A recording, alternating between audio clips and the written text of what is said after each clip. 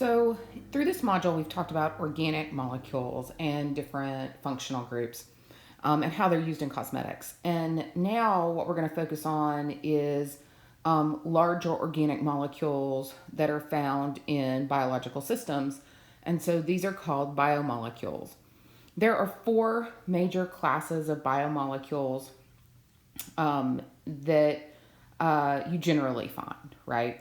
And in these four classes, there are three of them that are found pretty heavily in cosmetics, and it's lipids, carbohydrates, and proteins. So these are all pretty heavily found in cosmetics. Now, of these, when we classify these on whether they make polymers or not, right? And these carbohydrates, proteins, and nucleic acids make polymers. So lipids, which is what we're going to start with, don't make polymers, right? And so they're more so classified by the fact they're nonpolar. So when we come down here, I have a flow chart for you here, and this is kind of a group of all the lipids, right? And basically, lipids, depending on who you talk to in the classifications, they will either contain, right, fatty acids or a steroid, right, nucleus, right? And that just means a steroid center. So when we look at lipids here, which just broadly are classified as things that are nonpolar, right? And so this means they are not soluble in water, right?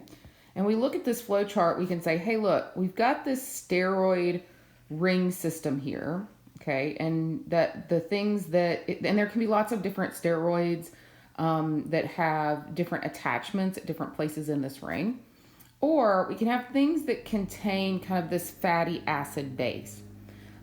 Most often in cosmetics, we see things with the fatty acid bases. So we, through this screencast, are going to talk about fatty acids. We're going to talk about waxes, which are basically a long chain alcohol connected to a fatty acid. Then we're also going to talk about triacyl glycerols.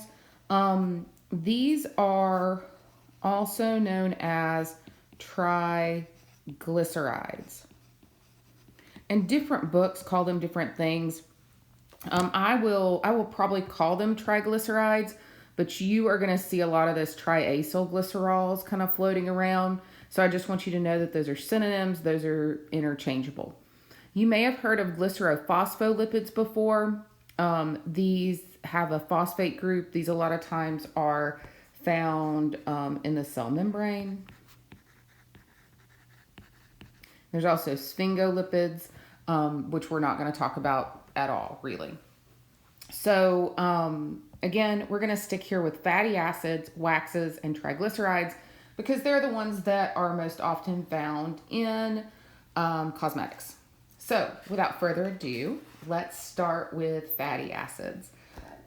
You can have saturated fatty acids.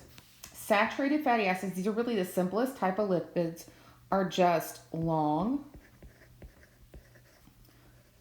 unbranched carbon chains with a carboxylic acid group at the end.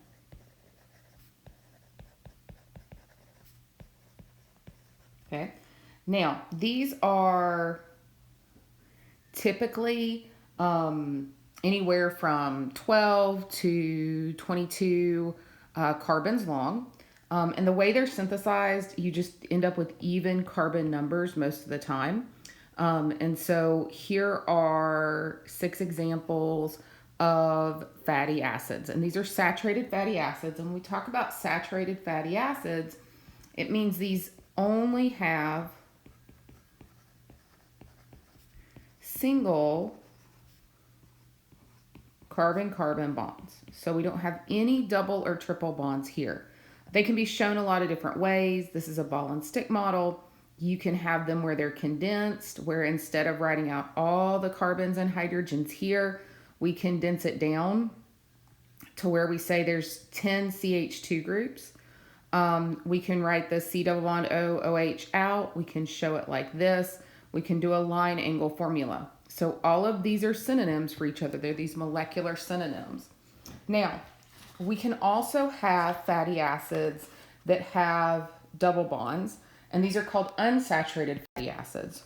And the first one that we're going to talk about are monounsaturated fatty acids. Mono just is that prefix that means one. So they are going to have one double bond in their carbon chain, right? So if we look at some of these common fatty acids, we have oleic acid, we have palmolitic acid. What you'll see here is they have one double bond here in their structure, and that's what classifies them as a monounsaturated fatty acid. We can also have more than one double bond. These would be called polyunsaturated fatty acids. So these have at least two double bonds, right, or more. So we have linoleic acid. This is found in like soybean, safflower, sunflower. There's two double bonds here. Linolenic acid has three double bonds here. Arachidonic acid, this is all one word. That C got cut off there for some reason. Has multiple double bonds. So we have polyunsaturated fatty acids that can have two double bonds or more. Okay, and remember, poly is just that prefix that means many. Okay, and so that's a helpful kind of hint there about what we're looking at. Now, there's something interesting about this double bond. And what's interesting about this double bond is it can have two different forms, right? It can have a cis form and a trans form. Now, in a cis form, what we see is that the two hydrogens are on the same side of the double bond, right? And then the two larger groups are on the same side. So there's no rotation here with the double bond. These are statically on the same side. So if we have cis, right, it means the two, in fats, it means the two hydrogens are on the same side of the double bond. If we have trans molecules, it means, right, the hydrogens are on opposite sides of the double bond. Now, a lot of times this is shown with cis and trans. The cis, for whatever reason, will show up. I don't like how I've drawn that. Will show up more as a U. So you'll see kind of this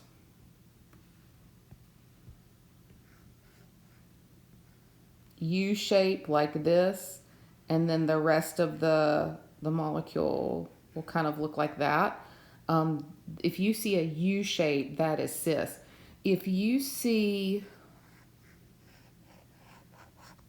more of a zigzag shape like that, that's trans. Okay, so that's a really quick way to recognize it. Now, the reason that we talk about this is because it affects some of the properties of the lipids. So what happens here is if you have these saturated fats, so these are saturated fatty acids, and they have all single bonds, they can kind of nest together like potato chips, like Pringles, right? And so because they do this, because they can nest together and get really close, they have lots of London dispersion forces.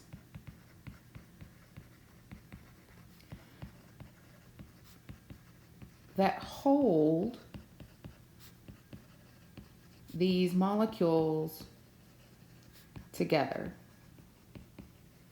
Now, what that means then is saturated fats have a higher melting point, and I'm going to abbreviate melting point as MP. Melting point is right there. They have a higher melting point than your unsaturated fatty acids, right? And so here's our unsaturated fatty acid. And in nature, almost all double bonds are cis, right? And so what this means then is that these molecules, because they have this U shape, they can't line up and nest very nicely. It's kind of like just a bag of regular potato chips, right? They're all over the place.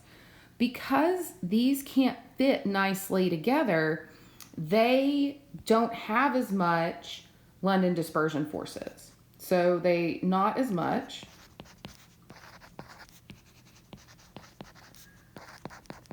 dispersion forces because they can't fit closely together, right? Due to the cis double bond, right? And so these can't fit together.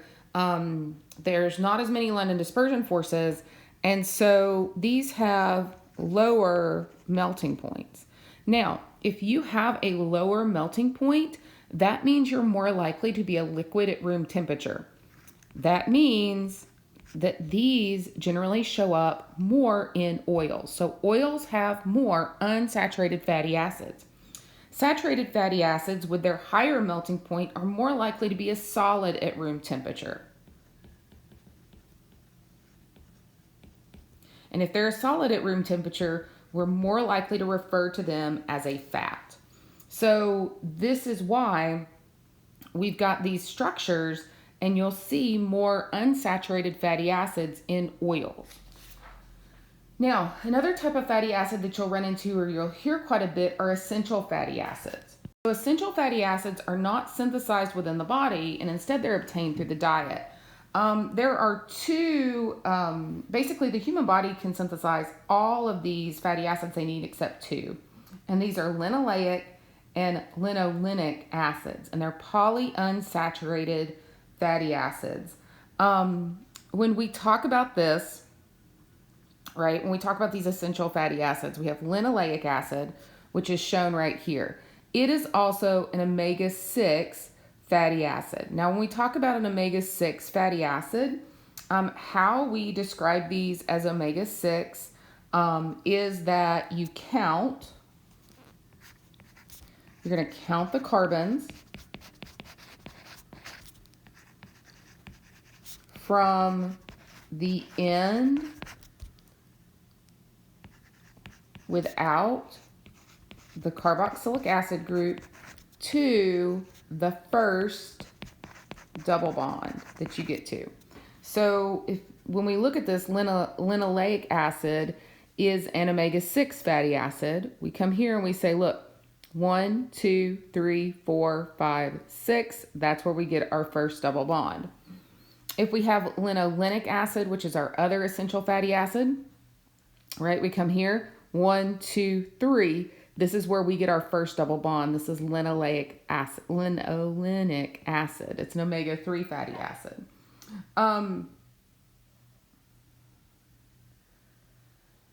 Because these are not synthesized within the body, we have to get them from our diet.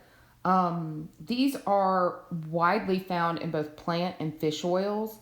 And in the body, both acids are used to produce hormone-like substances that regulate really a wide range of functions and characteristics. Things like blood pressure, blood clotting, blood lipid levels, the immune response, and the inflammation response to injury and infection. So they are quite important. Now, omega-3 fatty acids have been a topic of interest in medicine since about 1985. And in that year, researchers reported that the results of a study involving people from Greenland. And these individuals have a really low death rate from heart disease, even though their diet is really super high in fat. And so studies led researchers to conclude that the abundance of fish in the diet of Greenland natives was involved. And then they did more studies, and it suggested that omega-3 fatty acids in the oil of fish may decrease cholesterol and triglyceride levels, leading to better heart health.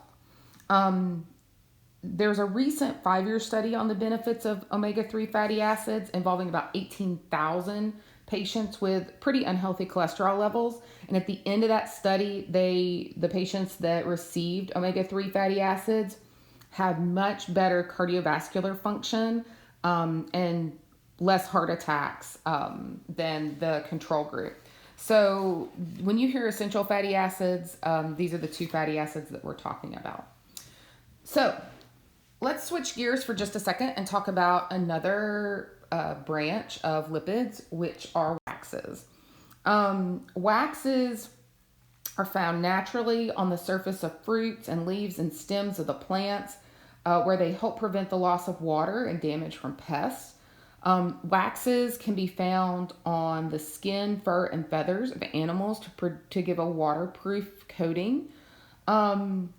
So waxes are basically just secretions from plants and animals that are solids at room temperatures. They melt at relatively low temperature. They're typically soft and malleable and very hydrophobic. That means they're going to repel water. And they're commonly used as a protective coating in nature. And so I have some examples here of different sources for waxes or waxes. You can have beeswax. You can have carnauba wax. You can have wool has a coating of lanolin, which helps shed water. And then, of course, humans produce waxes. They produce earwaxes. Waxes, this is a molecular example of waxes here. These are esters of long-chain fatty acids and long-chain alcohols. And so here is that ester functional group right there. So you've got 2 long-chain carbon and hydrogens with an ester. They are used commercially to make cosmetics, candles, ointments, and protective polishes. 3 types of typical waxes that we'll run into are things like beeswax. You can see the structure there. They're used in a lot of different places. As far as cosmetics, you're going to see it a lot in lip balm, right? So you'll see like Burt's Beeswax, right? Carnauba wax is used to thicken, stabilize, and add gloss to things like lipstick, mascara, and eyeshadow. Right? And then we have jojoba wax, which is used in candles and soaps. And we've got cosmetics here, and the cosmetics are particularly things like lotions, lip products, creams, and eye pencils. So quite a few places in cosmetics. Now, another lipid that we run into are triglycerides. Triglycerides, which I mentioned earlier, also known as triacylglycerols. When we look at a triglyceride, what it has is a glycerol backbone, and it is linked to 3 fatty acids here. A lot of times you will hear these referred to as esters of glycerol because they have that ester functional group that holds the fatty acids to that glycerol. These go through a reaction where we have glycerol here and they react with fatty acids here, and through this process, right, they link the carbonyl group of the fatty acid to the oxygen of the alcohol group of the glycerol. This produces, and you see this kind of gray, like in green here, it produces 3 water molecules, and then it produces your triglyceride. If you have ever had like a blood test and they give you your triglyceride levels, this is what they're looking for. Now, when we look at the fatty acid components of these triglycerides, they are rarely identical. So when we look here, these are 3 of the same thing, right? In many natural triglycerides, you're going to see a mixture of different fatty acid molecules. And then, right, in things that, and a really good example of this is butter fat, like the fat from butter, contains at least 14 different fatty acid components. And so those are fatty acids with different chain lengths here. So those a lot of times are referred to as mixed triglycerides or triacylglycerols. And so this is a really good example of that, where here's our glycerol backbone. Here are our 3 fatty acids.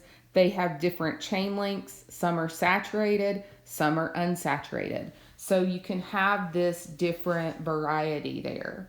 Now, let's look at the fatty acid composition of common fats and oils.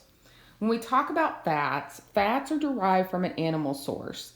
They are solids at room temperature and are primarily composed of triglycerides of long chain saturated fatty acids.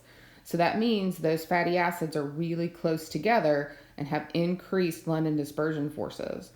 Now, oils are derived from plants and fish sources. I have to put an asterisk here, and we're going to talk about that asterisk in just a second. They are liquids at room temperature, and they're composed of triglycerides that contain unsaturated fatty acids. There are 3 things that we call oils, the asterisk really goes here with the liquids at room temperature, right? That have so much saturated fatty acid in them that they are solids at room temperature. If you look over here, they're shown palm oil, palm kernel oil, and coconut oil. So if you go to the oil kind of portion in your grocery store, a lot of times you will see coconut oil as a solid, but it really depends on the temperature that the grocery store is kept at. Because if the grocery store is a little warm, it will start to liquefy because the melting point there is right around room temperature. So that's those are the 3 kind of exceptions to this. Now, when we go through, and the whole point of putting this on here is that we have 3 colors. We have saturated fatty acids, which are shown here in orange, dark orange. We have monounsaturated fatty acids, which are this lighter orange, and then we have polyunsaturated fatty acids, which are yellow, right? And what we see here is that oils have less saturated fatty acids. Now, those saturated fatty acids, remember, will have higher London dispersion forces, and so that ends up with them being closer together, and they end up having higher melting points. So if you have more saturated fatty acids, then what happens is you just have a higher melting point, and you end up being a solid at room temperature, and we classify that a lot of times as a fat, right? And so you can look at some of the different fats: shortening chicken fat, lard, which is pork fat, beef fat, which is tallow, butter, and the amounts of saturated fatty acids and monounsaturated fatty acids. Now, one main cosmetic application is soap synthesis using fatty acids. So when we talk about making soap, right? Saponification, it's making soap, the reaction itself is called saponification. And through this, what you do is you take a fat or an oil. Now, these have this mixture of these triglycerides, right? So this is a triglyceride that's commonly found in a fat or an oil, and you react it with a strong base. So sodium hydroxide is an example of a strong base that you react it with, and then you can react it in the presence of heat. So a lot of times people react these and heat these up. When you dissolve sodium hydroxide in water, it is an exothermic process, and so it produces heat, and a lot of times that heat is enough to cause the saponification here. So when you do this, what happens is it splits these components where you have glycerol here, and then you have your fatty acids here. But we end up with salts of a fatty acid. Now, what does that mean? That means that these oxygens of the carboxylic acid group don't have a hydrogen on them. And so they don't have a hydrogen on them, and instead they're complexed with this sodium here with the positive charge. And so because we have that positive and negative charge, that's what it's referring to as salts. I want to remind you that when you hear salts, a lot of times what we're really talking about are things that are ionic, not table salt like NaCl, right? So this is an example of a saponification reaction and how we go through and synthesize soap. Let's talk about historical uses of fats in cosmetics. The first fats used on the skin by humans were of animal origin.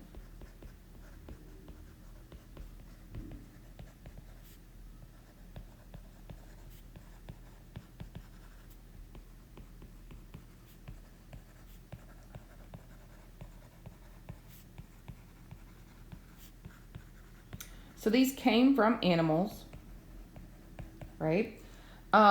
They were used to disperse and apply bodily decorations, to soothe and heal surface wounds, and to make soap, right?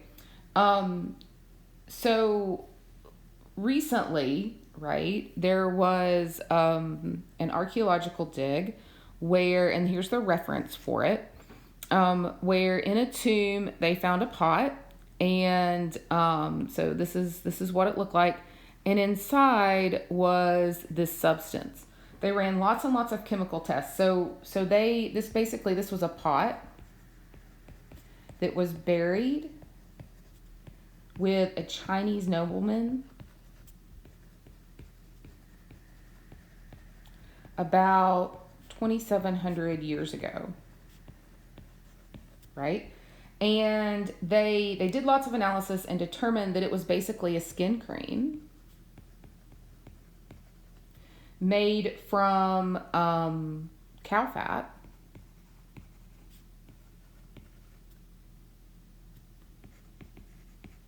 Right? And the archaeologists decided that, or kind of hypothesized that it was probably foundational to China's. It was a mixture that was pretty common in Chinese cosmetics at the time. What we see is that with the rise of civilizations, oils and waxes were more likely to be used in skincare, right? So they were first used among the Egyptians. So this has also been found in Egyptian culture. And then in different other places. And one of the reasons that fat in skincare was used in ancient cultures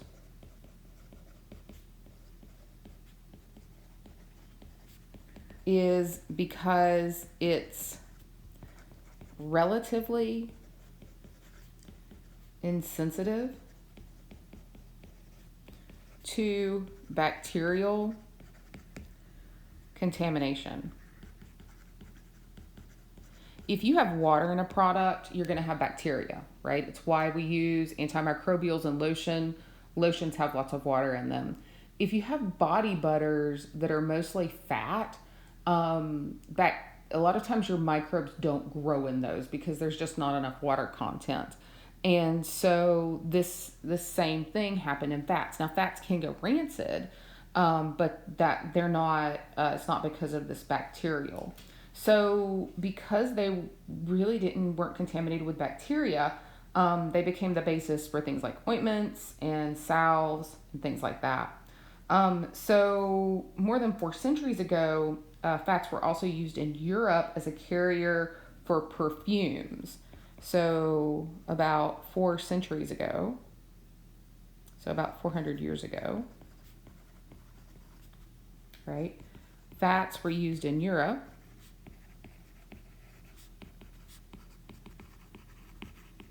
As a carrier for perfumes. So the perfumes were distributed through a fat, and it was used to do things like coat leather, to give it a really an acceptable scent. It was also used by perfumers. It was used in cold creams, things like that.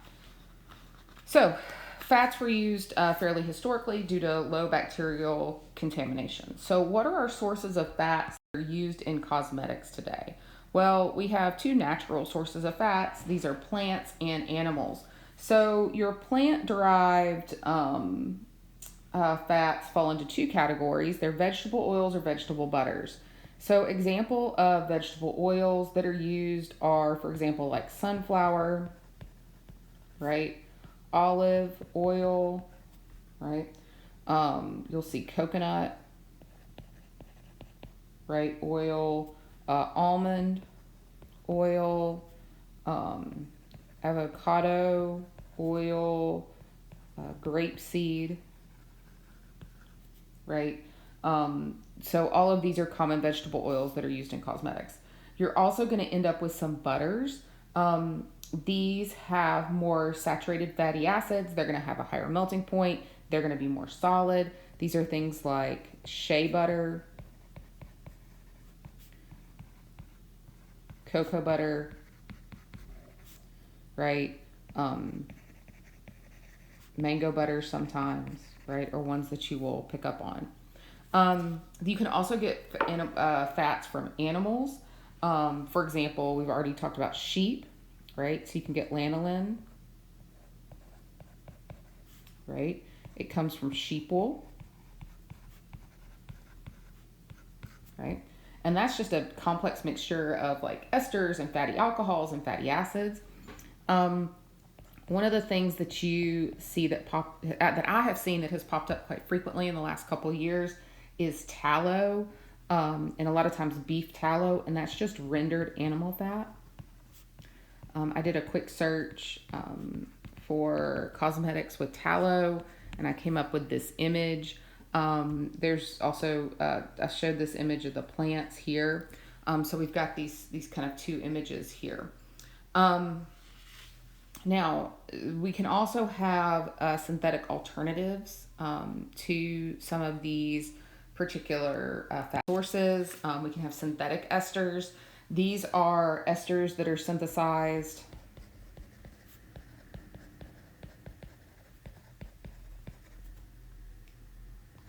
from fatty acids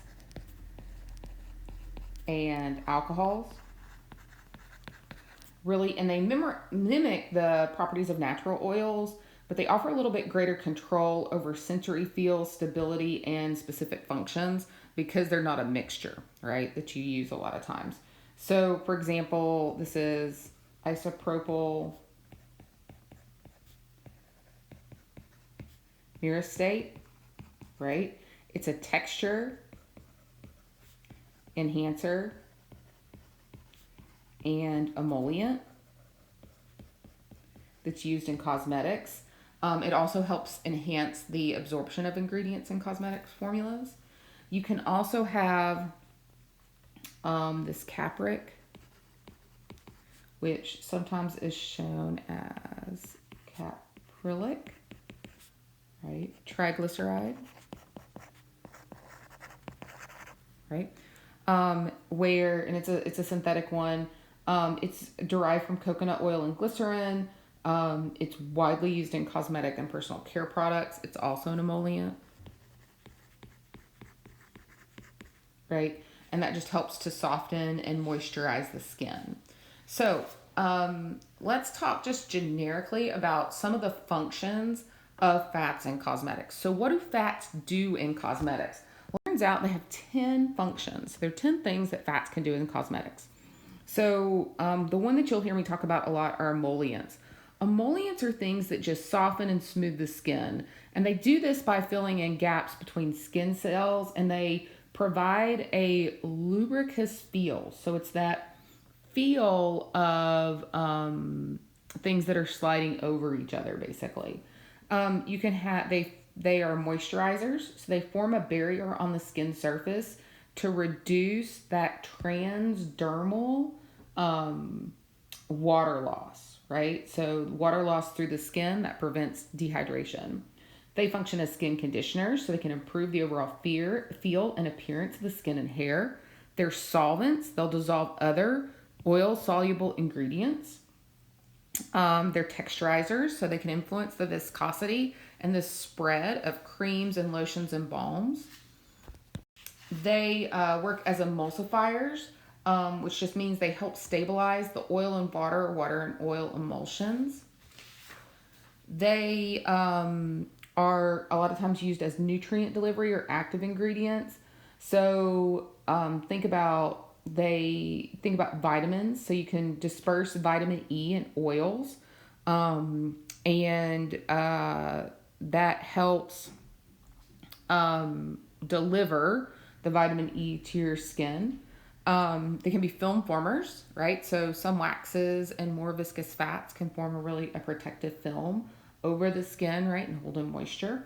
And they're also used for pigment dispersion. And we're going to talk about pigments in the next module with color cosmetics. But basically, they help wet and disperse pigments evenly in these makeup formulations. So this concludes our screencast on fats. We are going to focus on carbohydrates and proteins next.